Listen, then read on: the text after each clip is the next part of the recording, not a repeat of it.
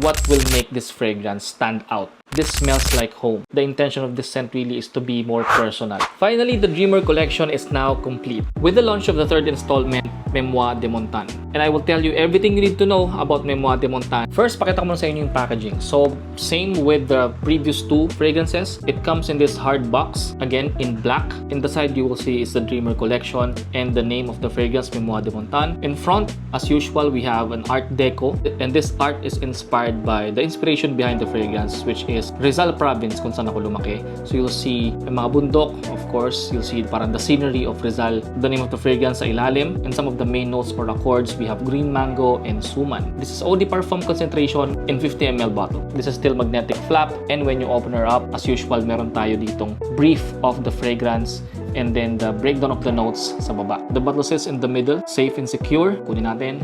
There you go. And this is how the bottle looks like. Obviously, same with the previous two fragrances. It is a simple yet elegant, solid glass bottle with a minimalist label. Yung cap, meron pa rin tayo, of course, monogram GP. I have my name engraved on it because every time we create an event, right, meron tayong ino-offer na free engraving para mas ma-personalize yung mga bottles ninyo.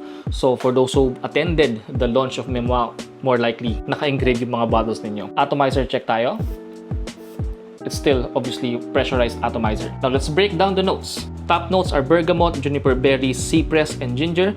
Middle notes are bamboo, green mango, apple, and suman. Base notes are mahogany, vetiver filipina, oak moss, labdanum, and musks. Now, other than those notes, you will also detect a hint of coconut in here as part of the component to create the suman accord. Now, by now, ilang beses ko na nabanggit yung suman na word. I'm sure most of you alam na rin na may suman accord tong fragrance na to, but it's not the sticky rice suman. The suman na kinuha namin dito is really yung parang balat ng suman. So, I'm gonna flash it on the screen kung ano yung exact suman na nasa isip ko. So, itong suman na to, ito yung sinasawsaw natin sa asukal, okay? And then, balot siya ng dahon ng saging. So, yung basically yung dahon ng saging yung talagang kinapture namin dito. Because of that, it's not gonna be dense or sticky rice, parang ganyan. Because I understand that this is Philippines, mahirap yung suotin in the Philippines kung gagawin mo siyang sticky rice. Now, Memoires de Montagne basically translates to Memories of the Mountain because again, the inspiration nitong scent na to is my childhood. So, since it's Rizal, it's gonna be airy, it's gonna be mountainous, green. The first few minutes that you will get once you spray this is a mix of fresh, green, and a slightly gourmand scent from obviously the suman. So it's a mix of coconut, bamboo, ginger, bergamot, a hint of sweetness at the top because of the apple. So for the first 10 to 15 minutes, what you will get is really the gourmandish feeling of suman. So at this point, you will get this dahon ng suman vibe. Scent-wise, it starts to become more bamboo, green mango, apple focus once it reached the 15 to 20 minute mark. Most perfumes, di ba, parang starts off fresh, ganyan, and then unti-unti siya magiging parang woody or earthy kung ano man yung base. But for this one, it's actually medyo baliktad siya. Mas fresh siya pagdating niya ng mid to dry down. The opening is more aromatic because of the suman. Having said that, after mga 10, 15, 20 minutes, you'll get more freshness from, again, the bamboo. The bamboo in here is very relaxing as you expect. It's a bit parang woody but at the same time parang green. Yung apple note yung magbibigay ng parang sweetness at the back. In the background, parang it's just lingering in the air yung sweetness ng apple. Now, for the green mango, hindi siya yung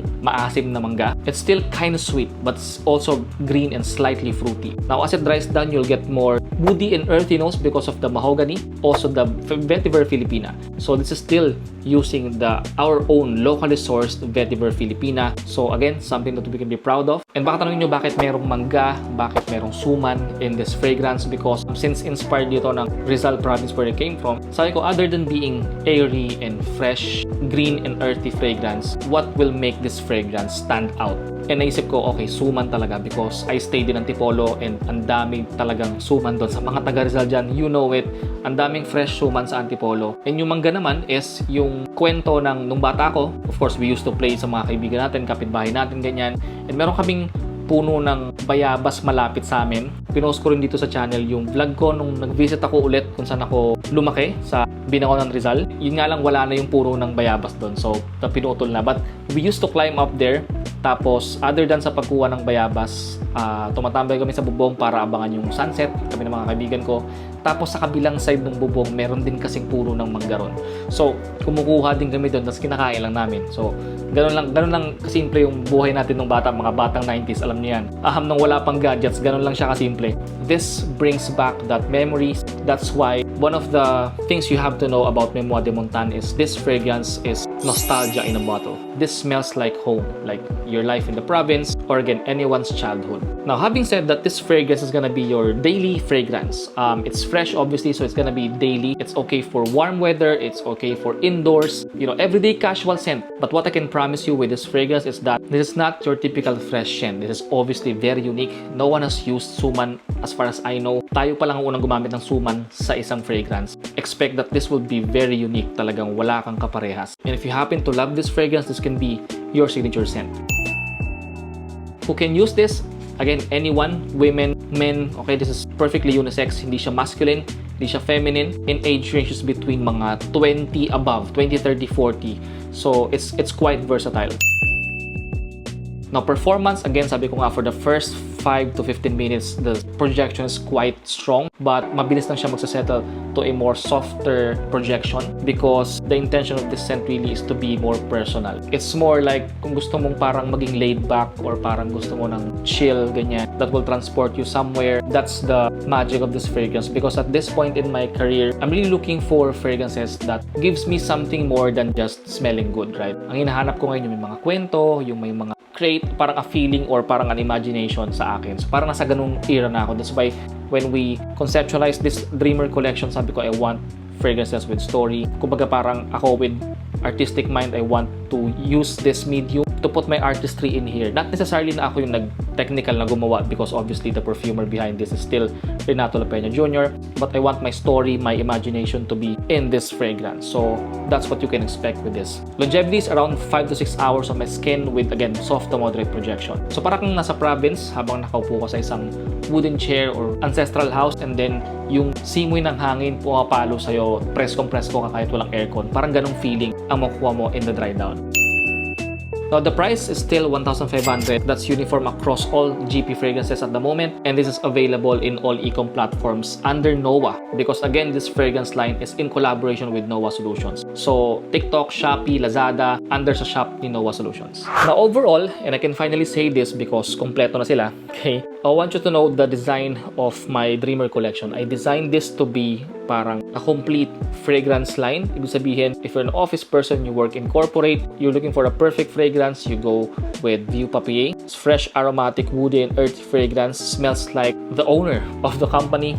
Next is Eclat Noir. This is your special occasion and date night fragrance. So if you're preparing for a date, whether you're a girl or a guy, it's unisex, so you can use this. It's chocolate, it's cherry, it's boozy, or mga suit and tie events, this is for you. And of course, lastly, our daily fragrance, Memoires de Montagne. So, kompleto na sila if you have this three. Right now, I just want to thank everyone who supported me as a content creator since 2019. And for those who supported this line, this brand GP fragrances, of course, special thanks to Noah for making this happen. The perfumer behind this fragrances, Renato Lapena Jr., thank you for accepting this challenge. Kasi medyo mahirap talaga to guys because artisan kasi ang style namin dito. This is not just niche fragrance.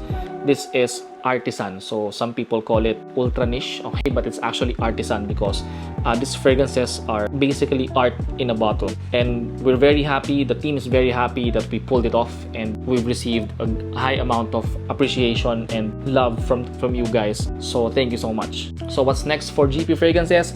Abangan natin yan soon. Also, if you haven't joined our Facebook group, it's Greg Parilla #Scent Squad. And be with like-minded people like you. Share your thoughts about grooming, fragrance, everything. I'll also put the link down below. With that, guys, thank you for watching. As always, I'll see you in the next video.